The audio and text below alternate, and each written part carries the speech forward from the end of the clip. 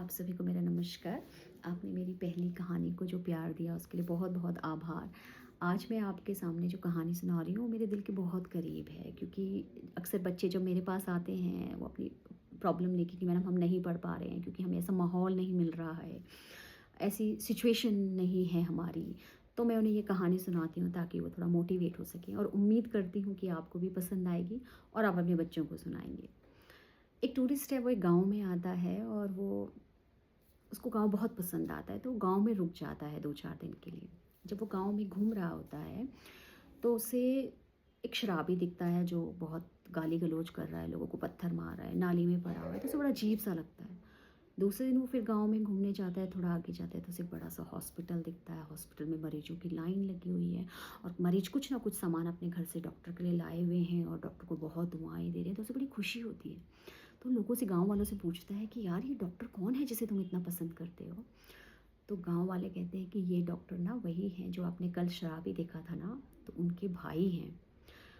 तो टूरिस्ट को तो बड़ा आश्चर्य हो जाता है और उसे बड़ी उत्सुकता होती है, यार कैसे एक भाई शराबी और एक भाई डॉक्टर? तो कहता है जानना तो है। तो वो पहले जाता है शराबी के पास, उससे कहता है देखिए भाई साहब, आप इतनी शराब पीते हैं, आपके साथ ऐसा क्या हुआ कि आपको इतनी शराब पीने की आदत पड़ गई?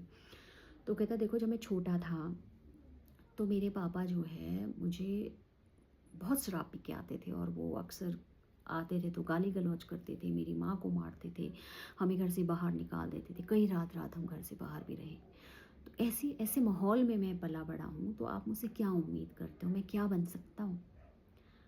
तो ये हमारे टूरिस्ट कहता है हाँ बात तो सही है। अब टूरिस्ट इसके बाद जाता है डॉक्टर के पास। अब डॉक्टर से कहता है कि सर देखो, आपको लोग गाँव वाले कितना पसंद करते हैं, तो इसका मतलब कि आप गाँव वालों के बहुत पसंदीदा व्यक्ति हैं, तो आपको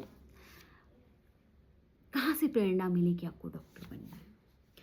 तो डॉक्टर कहता है कि हाँ, देखो जब मैं छोटा था तो मेरे पापा जो हैं बहुत ड्रिंक करते थे। वो मेरी माँ को बहुत गालियाँ देते थे, बहुत मारते थे।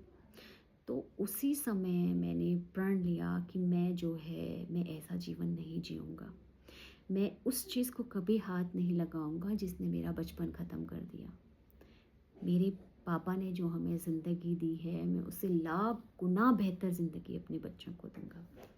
तो देखो, परिस्थितियाँ दोनों के लिए सेम थी, है ना?